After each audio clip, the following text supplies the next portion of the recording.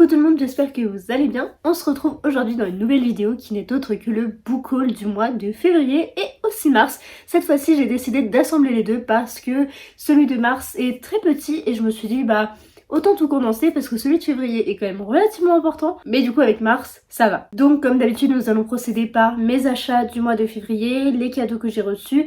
Ensuite, nous allons passer au mois de mars. Je suis vraiment dans l'ordre chronologique, donc après on rebasculera sur mes achats du mois de mars et les cadeaux que j'ai reçus. Et j'ai reçu un petit service presse, plus ou moins, enfin bref. Je vais tout vous expliquer, vous allez voir. Du coup, au mois de février, puisque c'est quand même le mois de mon anniversaire et que je savais que j'allais recevoir quelques bouquins, et j'en ai quasiment pas acheté. Bon, j'ai quand même craqué pour 3 livres, mais dont 2 en occasion, qui en fait m'ont fait le prix d'un, et un sur e-book, donc au final, ça va. Le premier pour lequel j'ai craqué, c'est Amoureuse, ou L'Amoureuse, donc je ne sais plus, le tome 2 de La Fiancée, mais en e-book, puisque j'ai pas forcément plus accroché que ça au tome 1, et je me suis dit, au lieu de dépenser des milliers et des cents sur le brochet, autant que je prenne d'abord sur ma liseuse, voir s'il me plaît, et au pire je pourrais toujours le trouver d'occasion. On ne sait jamais. Bon, vous devez l'entendre, je parle un peu du nez, je sais pas, par moment il y a mon œil qui va partir en cacahuète, c'est normal, tout ce qui est allergie revient, plein de petits soucis reviennent, donc voilà, c'est normal, s'il se passe des trucs chelous, ne vous inquiétez pas. Je vous avais déjà fait le résumé dans une précédente vidéo, donc de La Fiancée, le tome 1, là je vais vous le refaire, puisque je vais vous présenter quand même le livre, donc je peux pas vous faire celui du tome 2, puisque vous le comprenez bien, c'est une suite, et moi-même en fait je crois que j'ai pas lu le résumé du 2, parce que je voulais juste me plonger dedans, et pas m'attendre à quelque chose. Donc du coup dans cette histoire, enfin en tout cas dans le tome 1, on suit Holly Bright qui est folle amoureuse du roi Jameson si je me trompe pas, et en fait elle veut tout faire pour le charmer. Mais ce roi est réputé pour avoir beaucoup de conquêtes, et du coup Holly Bright se dit j'aurais peut-être pas mes chances. Un jour le roi va tomber sous son charme, on ne sait comment, et du coup ils vont débuter une petite amourette, sauf que des réfugiés d'un pays voisin vont arriver dans ce royaume, et elle a un petit peu déjà la place de la reine, elle est vraiment présentée comme la future femme du roi, et un jeune garçon donc qui vient du pays voisin arrive, et Holly Bright va avoir un petit coup de cœur pour ce jeune homme, et toute l'histoire va tourner autour du roi, de son amour pour lui, mais aussi de son autre amour pour le nouveau. Bref, voilà, c'est un petit peu ça l'histoire. Pour pas vous le cacher, j'avais lu la sélection, et j'avais très peur que ce soit très similaire et que ça soit trop justement, et que en fait ça soit pas aussi bien.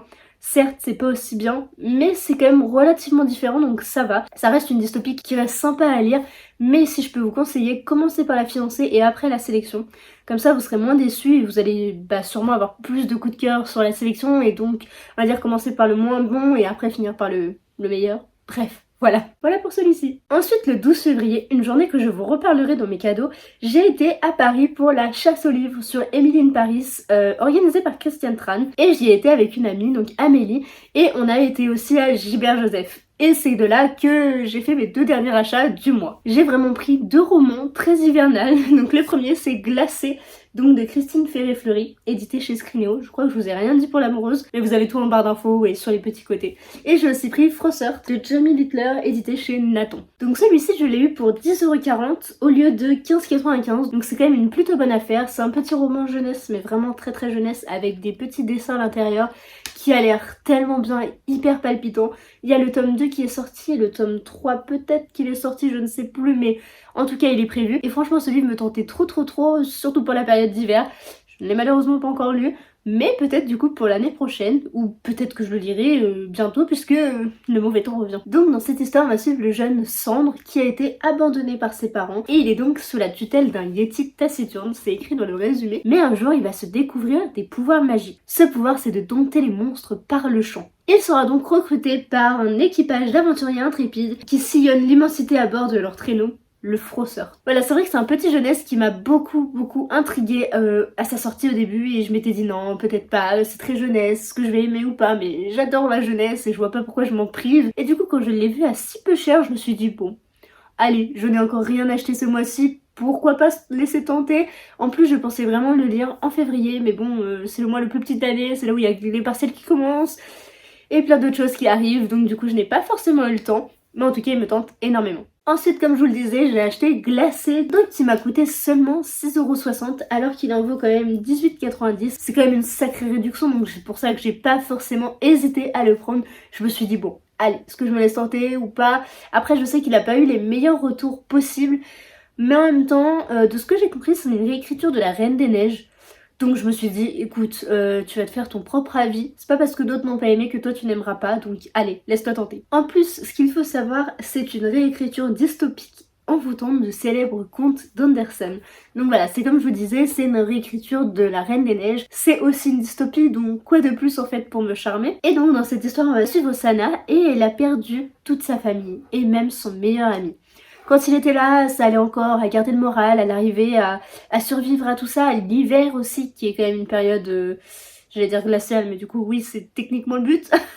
De même, le soleil a disparu. Et pour elle, sans déjà toute sa famille, sans son meilleur ami et sans le soleil aussi pour réchauffer un petit peu son cœur, c'est très compliqué. Elle va donc se dire, écoute, j'ai plus rien à perdre, je m'en vais, je vais chercher mon meilleur ami, peu importe où il soit, je vais le chercher, je le retrouverai. Elle part donc dans une quête en plein cœur des montagnes. Voilà pour celui-ci, il me tente tellement que le fait d'avoir relu le résumé, ça me donne encore plus envie de le dévorer. En plus, il est pas très gros, donc bon. Peut-être que je vous laisserai tenter avant d'arriver trop au printemps. Voilà, c'est tout pour mes achats du mois. Comme je vous le disais, c'était un mois où j'ai vraiment très peu dépensé. Et tant mieux, puisque j'ai eu énormément de cadeaux, vous allez le voir. Même moi, je suis encore choquée quand je fais les piles. Je me dis, waouh, j'ai été énormément gâtée.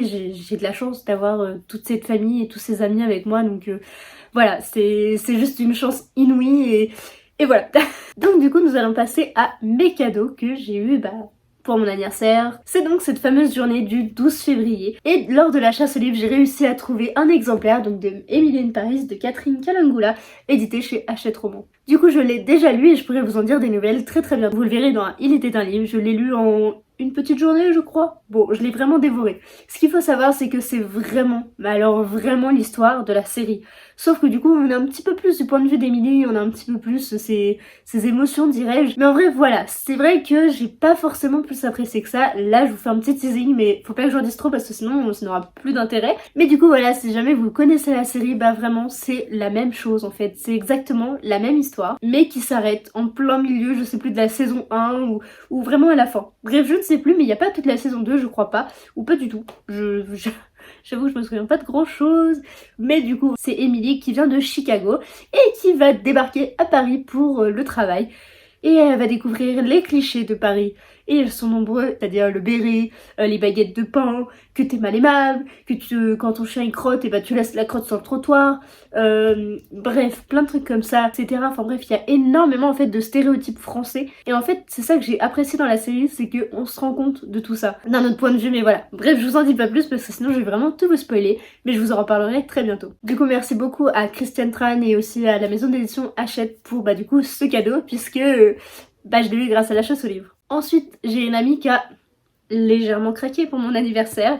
Elle me les a offerts du coup le 12 février en même temps puisque j'étais avec elle, donc Amélie. Et elle a légèrement craqué, hein, comme je disais. Elle m'en a quand même pris 3, c'est énorme. Je ne m'attendais pas à tout ça. Et en plus, à chaque fois, vous allez voir donc la sélection qu'elle m'a prise. Et à chaque fois, je disais, oh, je vais peut-être le prendre et tout quand on était à Gilbert Joseph. Et dans sa tête, c'était non. Bref, voilà, c'est un petit peu ça. Donc du coup, le premier que je voudrais vous montrer, c'est Les filles qui ne mourraient pas, donc de Kieran Millwood Hargrave, édité chez Michel Lafon. Pour celui-ci, je vais vous faire vraiment un tout petit résumé, enfin une toute petite phrase. C'est donc une réécriture du conte de Dracula, mais version féministe, et on va suivre une protagoniste féminine vampire si je me trompe pas. Je ne vais pas vous refaire le résumé puisque je l'ai fait dans ma palle de printemps, donc si vous l'avez vu, je vais peut-être pas vous ressouler avec ça. Si vous ne l'avez pas vu, je vous laisserai aller la voir, ou alors tout est en description comme je vous le disais. En tout cas, il me tente énormément, il est sublime, il a un... je sais pas, il fait très printanier et donc il est dans ma palle de printemps, comme je vous le disais. Voilà, donc je suis vraiment trop contente, il me tente beaucoup, surtout que Dracula j'adore, même si je flippe énormément, par moments je suis un petit peu les contraires, voilà. Mais en tout cas il me tente énormément et je suis trop contente. Ensuite elle m'a pris un livre qui me tente aussi énormément, mais que j'ai très peur de lire, parce que je sais que je vais pleurer, et parce que je pleure tout le temps déjà de base, et que là encore plus dans cette histoire, puisque... le thème principal c'est un petit peu le deuil. Donc du coup c'est Vous êtes sur le portable de Sam, donc de Justine Tao, édité chez Hachette Roman. Alors le résumé n'est pas très clair à l'arrière, mais si je me souviens bien, c'est une romance donc entre un homme et une femme, sauf que ce jeune homme est décédé d'un accident de voiture si je me trompe pas. Mais un jour, la jeune fille, dont je ne sais pas vraiment le nom à vrai dire, va recevoir un appel de ce jeune défunt, donc comment est-ce possible, etc. Et apparemment, donc c'est une romance qu'on suit un petit peu comme ça et qui est bouleversante, poignante et qui fait pleurer énormément. Donc c'est pour ça que j'ai très peur de le lire, mais en même temps il me tente beaucoup et puis je sais pas. J'avoue que je sais pas, mais pour le moment j'attends un tout petit peu. Mais en tout cas il me tente énormément et j'avoue que j'ai hâte quand même de le découvrir. Et enfin elle m'a offert un livre que j'ai lu ce mois de mars et qui a été un de mes plus gros coups de cœur je pense de cette année en fait, en tout cas de ce début d'année. C'est donc Inheritance Games, donc de Jennifer Lynn Barnes, édité chez Pocket Jeunesse. Avant toute chose, soyons d'accord, la couverture est sublime. Et une fois qu'on a lu le roman, la couverture prend tout son sens et ça j'adore vraiment, ça t'ouvre les yeux, en fait je sais pas, il y a quelque chose que j'adore. Donc dans cette histoire on va suivre Avery Grams qui est une jeune fille relativement banale mais qui est quand même assaillie par la pauvreté. Elle vit donc un petit peu chez sa demi-sœur mais elle a des problèmes avec un mec, bref, voilà, longue histoire. Et elle vit aussi dans sa voiture. Elle doit travailler en plus du lycée, etc. C'est quand même une vie très compliquée. Mais un jour, un des plus riches hommes possibles, Tobias Awesome, lui lègue toute sa fortune. Et étant une famille quand même avec relativement beaucoup d'enfants, que ce soit les enfants de Tobias ou que ce soit les enfants des enfants, c'est quand même compliqué pour eux d'accepter que quelqu'un d'extérieur qui ne connaissent absolument pas, qui n'a aucun lien avec eux et qui débarque un peu comme un cheveu sur la soupe, se voit hériter de tout ça. Comment est-ce possible?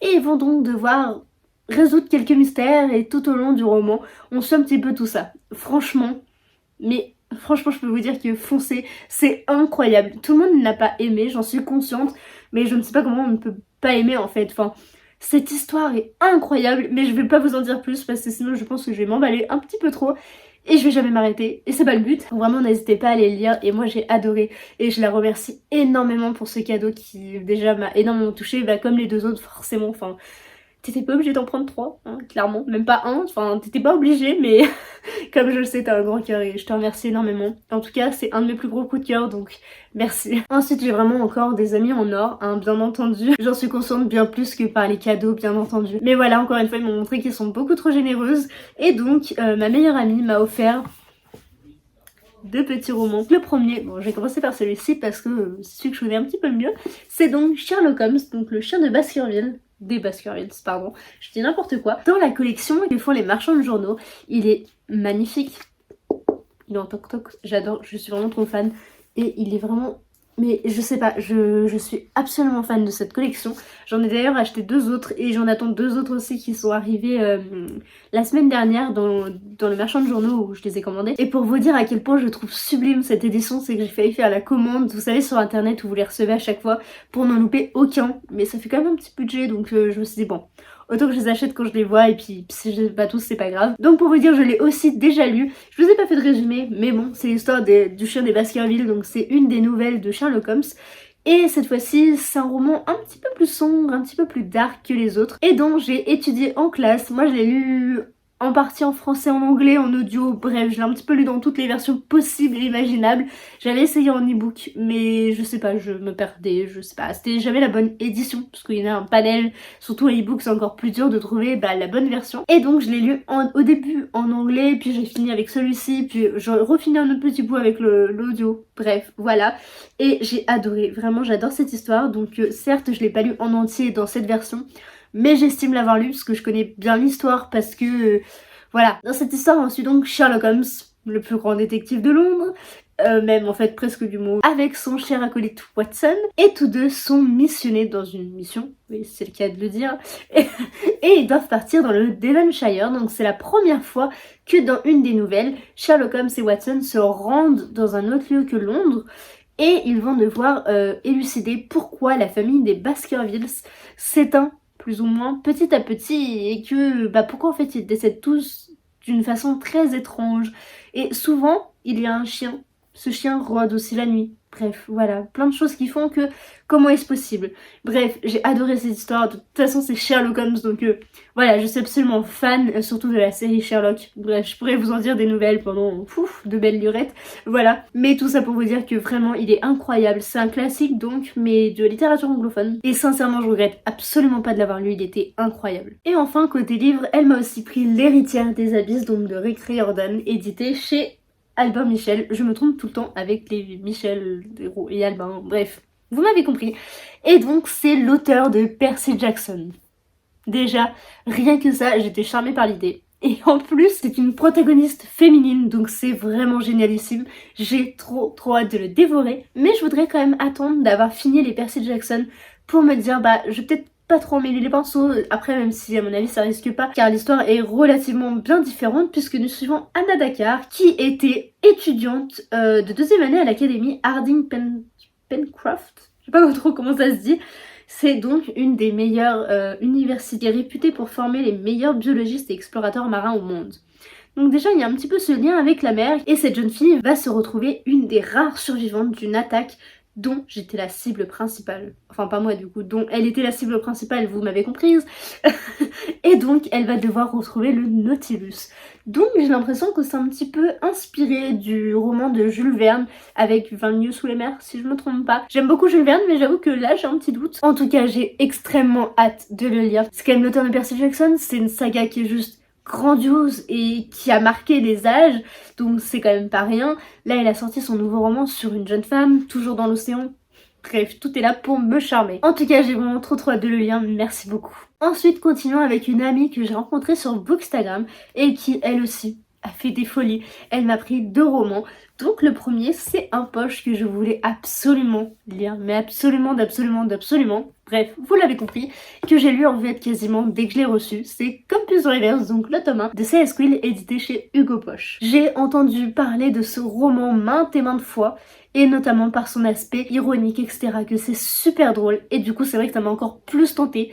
Je lis très peu de new romance, même de romance tout court, peu importe la catégorie de la romance, et celui-ci me tentait particulièrement, donc j'ai bien fait de le lire au moment où il me tentait.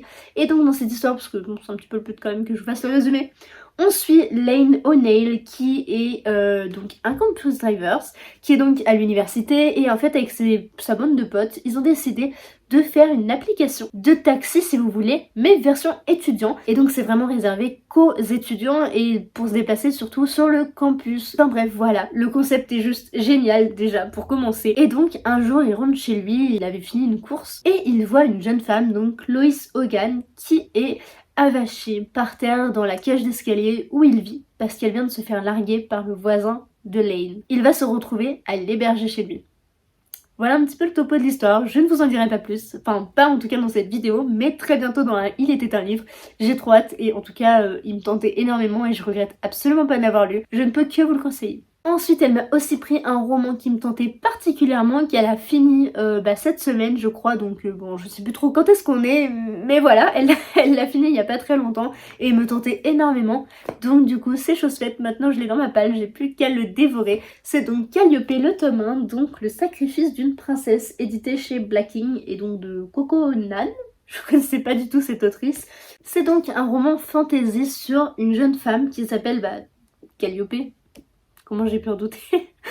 Elle s'est battue pendant des années et des années, elle a subi des combats très très sanglants, mais un jour elle va décider d'épouser le prince du royaume ennemi et qui est son grand amour au final, et il s'appelle Karel. Dans ce monde, les femmes sont plus vues comme des esclaves que comme des épouses ou même des femmes à proprement parler, donc elle est quand même heureuse de se marier avec ce jeune homme, mais en même temps, je pense qu'elle est un petit peu gênée la cocotte, donc voilà un petit peu le pitch rapidos de cette histoire.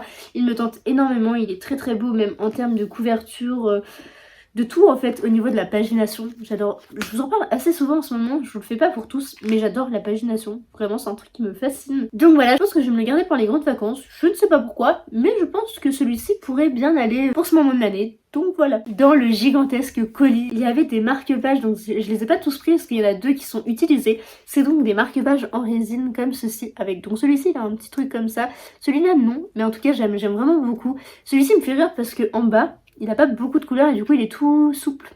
Voilà, c'est la petite anecdote de ma vie. J'en avais jamais eu et je suis plutôt contente. Après c'est assez gros pour les livres, mais j'aime bien surtout pour les mangas, c'est vraiment pratique. Et ça me fait délirer et ça fait délirer mon chat, vraiment. Donc voilà, vraiment merci beaucoup Mélanie, ça me touche énormément. J'ai hâte de lire Calliope. Ensuite pour mon anniversaire, cette fois-ci c'est mon copain qui m'a offert un livre que j'ai lu quasiment le soir même finalement. C'est Leur sang coule dans tes veines, donc de Rachel Burge, édité chez Casterman. Donc comme je vous le disais, celui-ci je l'ai déjà lu et vraiment je pense que je l'ai attaqué le lendemain qui me l'ait offert, puisqu'on a fêté ma soirée d'anniversaire et puis je crois que je l'ai attaqué vraiment le lendemain matin. Et autant vous dire que j'ai adoré Je vous le dis d'avance, comme ça c'est fait. C'est bien, vous avez des petits teasings ici, et après vous aurez mon vrai avis dans un Il était un livre. À moins que celui-ci soit déjà arrivé. Je vous avoue que je ne sais plus, je suis un petit peu paumée en ce moment parce que j'en ai tourné plusieurs, mais du coup je sais plus dans quel sens je les ai postés. Bref, voilà. En tout cas, il me tentait énormément, j'avais vraiment hésité parce qu'il a un petit soupçon d'horreur. Mais en fait, je regrette absolument pas. Au lieu de vous spoiler mon Il était un livre, je vais plutôt vous faire le résumé. Dans cette histoire, on va suivre Martha, une jeune fille qui est borgne, donc qui n'a qu'un œil, et qui a un certain pouvoir qui n'est pas commun à tout le monde, puisque quand elle touche un vêtement, par exemple si elle touche un pull, elle va ressentir les émotions et elle va connaître en fait la vie des personnes qu'elle touche. Et par exemple si on ressent de la culpabilité, elle va le ressentir. Enfin c'est un exemple que j'ai pris dans le livre je crois, ou la peur, ou je ne sais plus trop quoi. Mais du coup quand elle touche les vêtements, elle ressent ce que les gens ressentent. Et c'est un don aussi beau et aussi handicapant. Donc voilà, c'est vrai qu'elle a un petit peu du mal avec tout ça. Ce pouvoir n'est pas arrivé anodinement. En fait, quand elle était en grandes vacances chez sa grand-mère en Norvège, donc sur l'île de Skejbne, je sais absolument pas comment ça se dit, vraiment je suis désolée, c'est beaucoup trop dur à dire.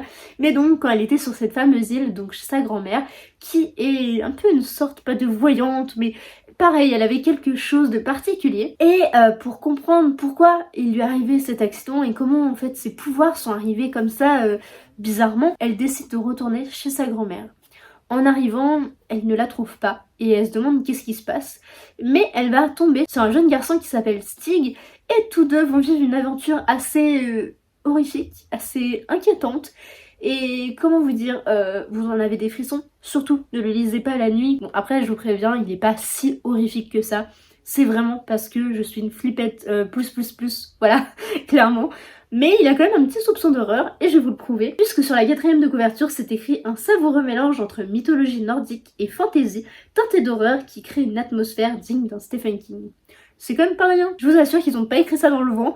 Après, je n'ai jamais lu de Stephen King à proprement parler, donc je sais pas, je connais un petit peu les bases, genre ça, Shining, je vois un petit peu l'idée. Mais j'en ai jamais lu et je compte pas les lire parce que j'ai bien trop peur rien qu'avec ça, donc un Stephen King c'est pas la peine. Voilà pour celui-ci, j'ai très hâte de vous en reparler, ou si je vous en ai déjà parlé je ne sais plus. Mais voilà, en tout cas sachez que c'était un super livre et vraiment n'hésitez pas à le lire. Ensuite, le papa de mon copain m'a offert un livre que je voulais trop aussi, c'est donc Havenfall, donc de Sarah Holland, édité chez Bayard. Pour celui-ci, je vais vraiment vous lire le résumé parce que les noms sont super compliqués et qu'en fait je crois que je m'en rappellerai jamais si je devais vous les dire comme ça. Donc je vais vous lire le résumé, ce sera beaucoup plus simple. Fjordenkill, Ardent, Solaria, ainsi sont nommés les royaumes magiques voisins du nôtre. Fjordenkill, recouvert de glace et de givre, Ardente écrasée par la chaleur, et Solaria dont la porte a été scellée pour empêcher les créatures bestiales qui l'habitent d'en sortir. Au cœur des Rocheuses du Colorado se trouve l'auberge Havenfall, un sanctuaire où ces mondes s'entrecroisent et où l'aubergiste œuvre pour maintenir la paix entre eux. Chaque été, sa nièce, Maddie, vient l'épauler. Havenfall est le seul endroit où elle peut oublier ses sombres secrets de famille. Jusqu'au jour où l'impossible se produit. Maddie trouve la porte de Solaria ébréchée et son oncle inconscient. Le fragile équilibre entre les mondes est alors menacé. À mesure que les masques tombent, Maddie prend conscience qu'elle ne peut compter que sur elle-même pour restaurer la paix des royaumes et les sauver. Voilà, autant vous dire qu'il a l'air incroyable, vraiment. Ce qu'il faut savoir aussi, c'est qu'il y a un tome 2 et qui paraîtra donc en février 2023. C'est relativement tard et je pense que c'est aussi pour ça que je l'ai pas encore découvert, parce que j'ai pas envie d'attendre. Moi j'aime bien quand je peux avoir la suite, même si je dis jamais la suite tout de suite. Mais dans le doute, je préfère attendre pour ne pas attendre trop longtemps, j'ai envie de dire. Donc voilà, il me tentait énormément et du coup je remercie le papa de mon copain de me l'avoir offert. Voilà, merci beaucoup. Voilà, c'est tout et c'est déjà énorme pour ce mois de février. C'est pour ça que je vous disais que je voulais faire un book haul février en lui-même, mais que celui de mars était tellement petit que je me suis dit je pouvais assembler les deux. Donc vous allez voir ça tout de suite. En tout cas, pour février, c'est terminé et heureusement parce qu'il y en a déjà énormément. Et vous allez voir qu'en mars, il y a aussi de très beaux bébés. Rebasculons donc sur mes achats du mois de mars. Ils sont qu'au nombre de 5, c'est quand même beaucoup, mais je suis très raisonnable par rapport à des fois où j'ai pu faire presque le triple. Je ne saurais plus exactement vous dire l'ordre dans lequel je les ai achetés, mais en tout cas ils me tentent tous énormément. Il y en a un que j'ai déjà lu, un que je suis en cours et je suis quasiment à la fin, et un qui devrait pas trop tarder. Le premier dont je voudrais vous parler, c'est une BD, donc c'est un graphique qui est relativement jeunesse, mais que j'ai totalement craqué pour les graphismes et la couverture. Et un petit truc aussi en particulier, c'est donc Le Mystère du Lac de Jason Pament, édité chez Jungle. Dans cette histoire, on va suivre principalement Iris, une jeune fille qui a soif d'aventure. Elle veut voyager, elle veut découvrir, elle veut même faire de l'archéologie et pouvoir découvrir des choses passées, etc. Et elle veut marquer l'histoire. À côté de ça, nous avons Sam, un jeune garçon qui est aussi son meilleur ami, qui lui par contre n'a pas plus d'ambition que ça, il veut rester dans sa ville natale et aider sa famille dans le métier qu'ils font, dont je sais plus exactement ce que c'est, j'en suis désolée. Iris se plaint qu'il se passe rien à Bugden, puisque c'est la ville, c'est vraiment un tout petit village inconnu au bataillon, alors que Sam, lui, aime quand même sa tranquillité et ne voudrait pas forcément en partir. Sauf qu'un jour, la rivière à côté de laquelle ils vont toujours se poser tous les deux est complètement desséchée. Ils vont donc suivre la rivière comme si elle était là et ils vont essayer de comprendre pourquoi il y a plus d'eau en fait. Et ils vont tomber sur une ville enfouie sous un lac. De ce biais, ils vont aussi découvrir un autre couple de meilleurs amis. Et ils vont apprendre bien plus de choses qu'ils n'y pensaient. Voilà un petit peu pour le topo de l'histoire. J'ai vraiment adoré puisque je l'ai déjà lu. Elle est vraiment magnifique. C'est vrai que c'est hyper jeunesse. J'avoue, je m'attendais peut-être pas totalement à ça, mais je regrette absolument pas. Les graphismes sont juste sublimes. Voilà, je vous montre un petit peu vite fait. Je peux pas vous montrer trop parce que sinon, déjà, je pense que je peux me faire taper sur les doigts.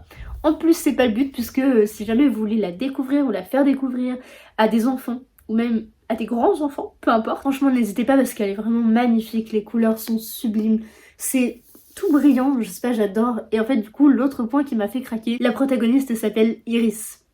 Ça m'a fait penser à Iris quand on met les lucioles. Voilà, je suis complètement omnibulée par cette saga, je l'avoue. Mais du coup, là, encore une fois, le prénom Iris a frappé. Et ça m'a donc fait aussi un point en plus pour acheter cette magnifique BD. Voilà pour celui-ci. Ensuite, je vous ai parlé de Campus Drivers tome 1 dans mes cadeaux, donc de février. Et au mois de mars, j'ai pas réussi à résister, clairement. J'ai craqué sur le tome 2, voilà, qui est donc intitulé Book My Friend. Je vous ai pas dit pour le premier, c'était Superman. Je sais pas si je le dis bien, vraiment je suis désespérante.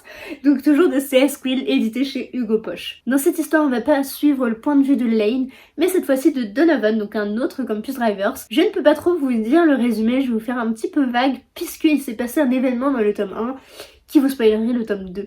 Mais en gros, il s'est passé quelque chose et Donovan, qui était réputé pour un des garçons de l'université les plus séduisants et qui en fait a le plus de conquêtes possibles et imaginables, eh bien va essayer un petit peu de se repentir et il veut devenir le petit copain parfait.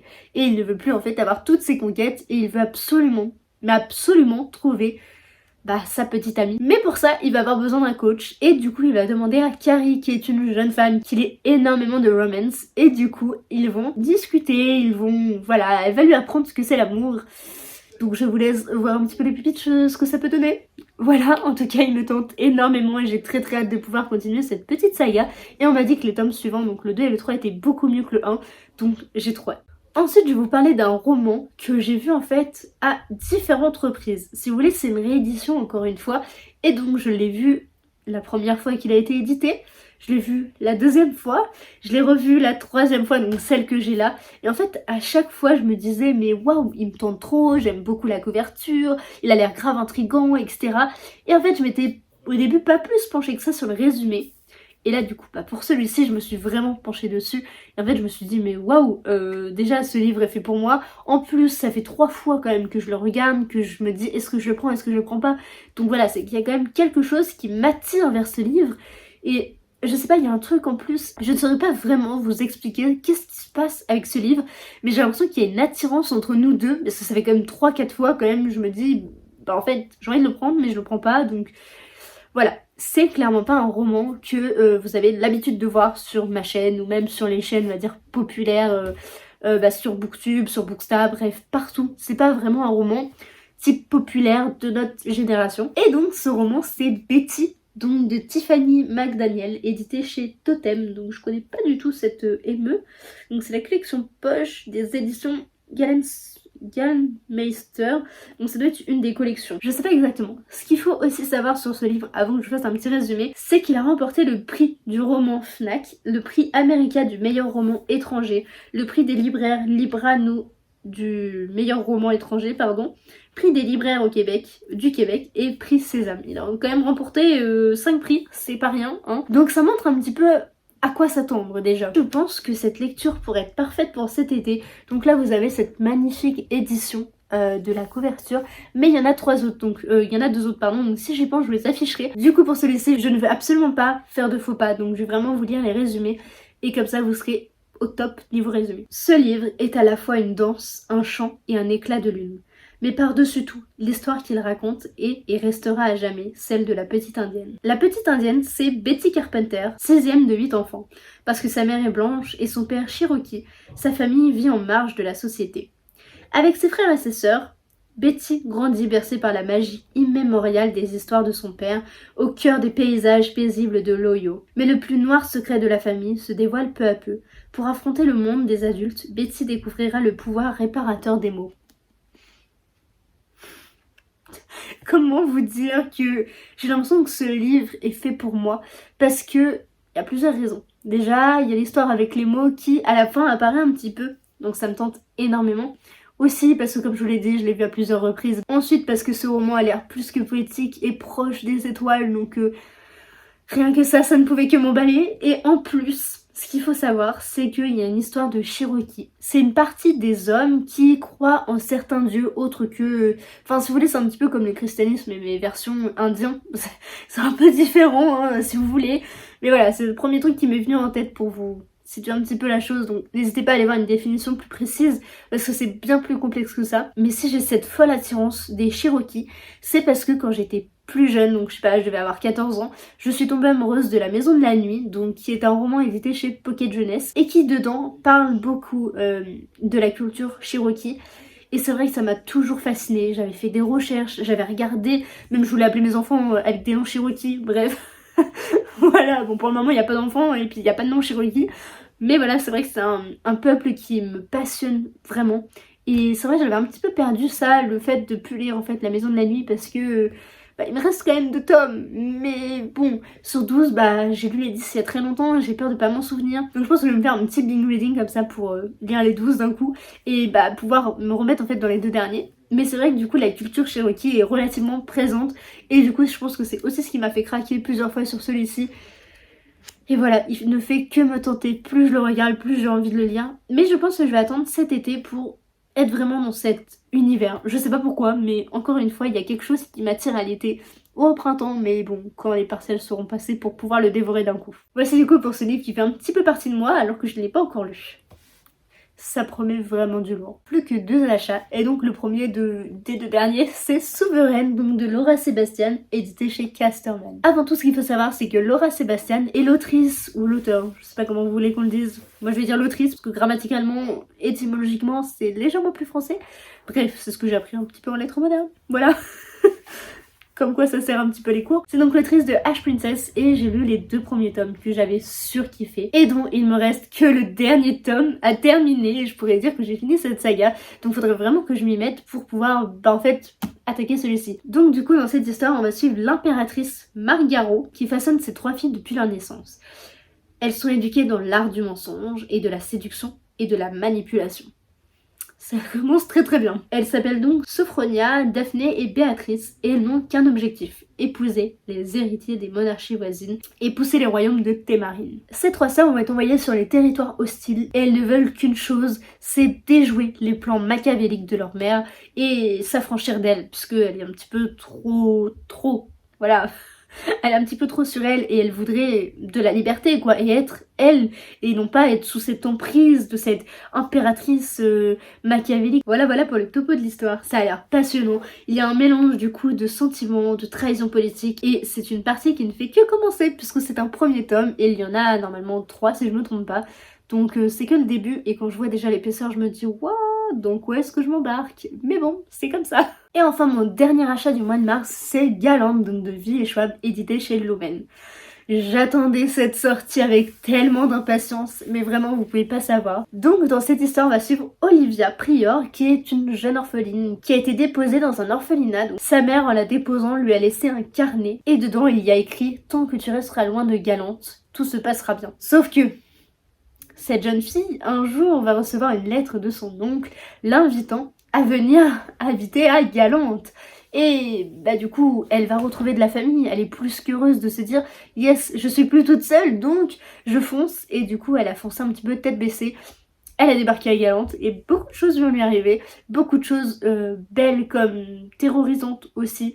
Elle va découvrir tout un monde parallèle, puisque c'est un petit peu du coup le topo de l'histoire. Voilà, c'est vrai que c'est un livre qui est vraiment passionnant, qui est très beau, qui est tellement réfléchi. Je sais pas comment V. Schwab a une imagination aussi large et aussi grande et aussi différente pour chacun de ses livres, parce que j'ai pas encore lu La vie invisible d'Adi Larue qui me tente énormément. Mais du coup, entre celui-ci, Jets of Magic et Vicious, tout reste un petit peu dans le dark finalement, tout reste un petit peu dans les ombres et tout ce qui est noirceur, des côtés un petit peu sombres des personnes, etc. Bref, beaucoup de choses, mais ça reste des histoires tellement différentes, avec des intrigues et des personnages totalement aux antipodes, donc c'est vrai que c'est vraiment passionnant, et cet auteur est juste dingue en fait. Donc voilà, c'est pour ça que j'étais aussi pressée de découvrir un nouvel univers donc de V. Schwab, et je ne suis absolument pas déçue, j'ai trop hâte de continuer. N'hésitez pas à foncer lire ce livre. Nous allons donc pouvoir passer au côté cadeau, parce que j'en ai terminé avec mes achats qui étaient relativement nombreux ce mois-ci, c'est vrai.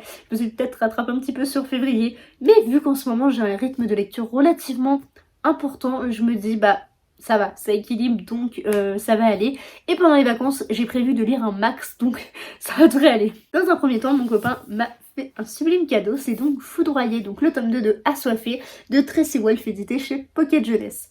Pour celui-ci, je suis bien désolée, je ne vous ferai pas de résumé puisque bah, en fait je me rappelle pas trop de celui du tome 1, mais vu qu'il me tente, bah, je voudrais me lancer sans trop m'en rappeler.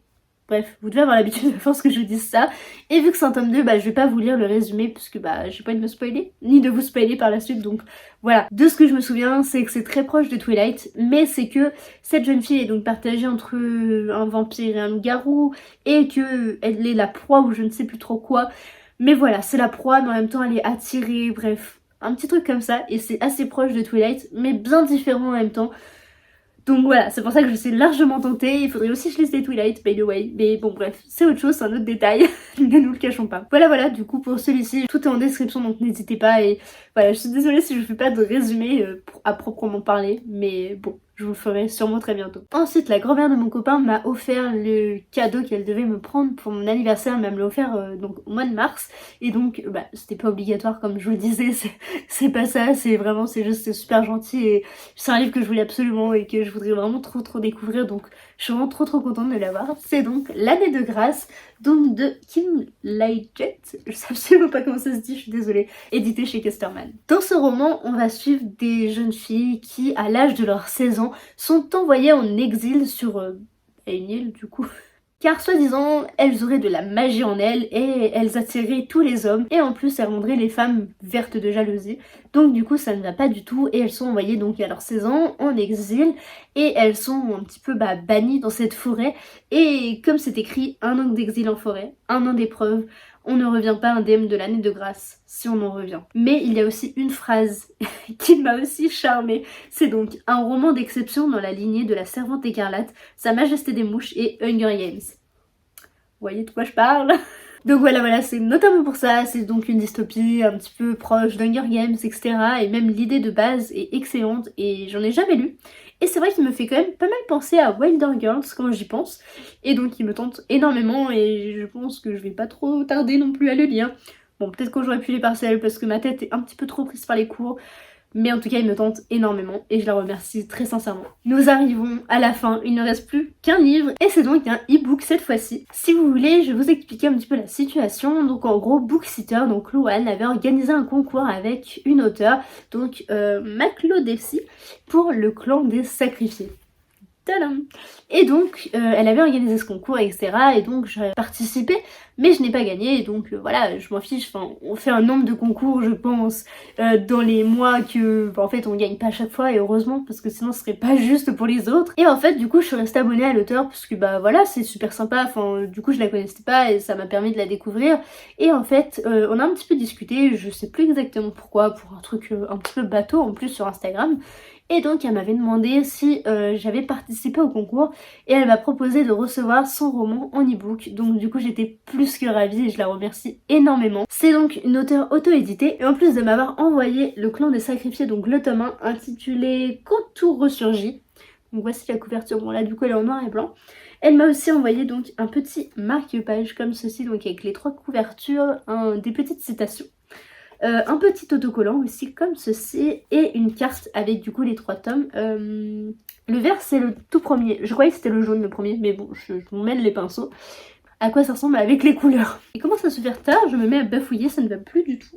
Donc voilà, je suis vraiment trop contente, c'est vraiment super gentil à elle de me l'avoir envoyé, elle était clairement pas obligée, et puis en fait quand on participe c'est pas pour recevoir forcément, enfin j'ai vraiment participé juste pour me dire bah ok si je gagne je serai hyper heureuse, mais voilà c'est pas une obligation, enfin au contraire ça m'a plus fait plaisir à moi de participer qu'autre chose, et du coup quand elle m'a proposé ça j'ai sauté tout de suite sur l'occasion, je me suis dit bah clairement oui, je suis trop contente de pouvoir découvrir du coup ce roman que j'aurais sûrement fini par découvrir un de ces jours, hein.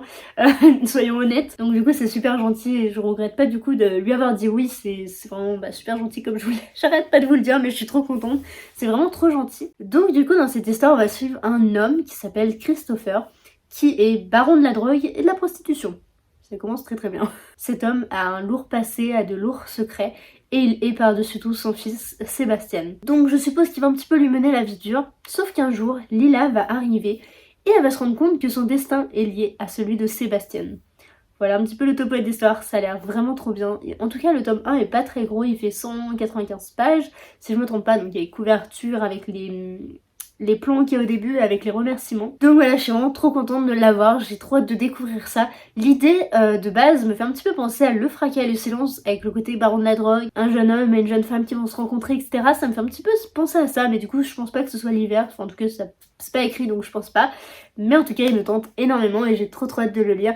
Il fait donc, comme je vous l'ai dit, moins de 200 pages, donc je pense que je le lirai relativement vite, peut-être une journée si je me lance des défis ou si j'ai pas grand chose à faire, ce qui est relativement rare. Donc merci beaucoup ma Claudessé, ça me fait vraiment plaisir, ça me touche énormément, puisque elle n'était pas obligée, mais du coup elle l'a fait et c'est vraiment très gentil, clairement, donc j'ai très hâte de le lire et voilà.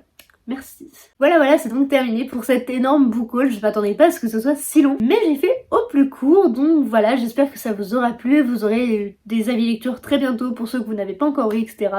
Donc voilà, en tout cas ça me fait trop plaisir de revenir un petit peu plus assidûment sur YouTube et de vous présenter tous ces nombreux romans, puisque comme à chaque fois j'en ai énormément, j'en lis quand même un petit peu, mais à chaque fois j'ai l'impression que ça contrebalance pas assez. Parce que aussi je vous parle pas de mes livres de cours qui sont très nombreux et que je lis énormément en ce moment, donc c'est vrai que j'ai encore un petit peu du mal à tout équilibrer, mais il y a des priorités et vu que l'année touche à sa fin bientôt là, dans un petit peu moins d'un mois, c'est terminé, donc c'est pour ça que je me pousse à faire tout ça et après je serai tranquille si ça se passe bien. Donc voilà, c'est pour ça. Bref, sur ce je vais vous laisser, n'hésitez pas à me dire si vous en avez lu, si vous comptez en lire, etc. Bref, j'ai hâte d'avoir vos retours, j'espère que ça vous aura plu, je vous fais des gros bisous et à très vite dans une prochaine vidéo. Bye!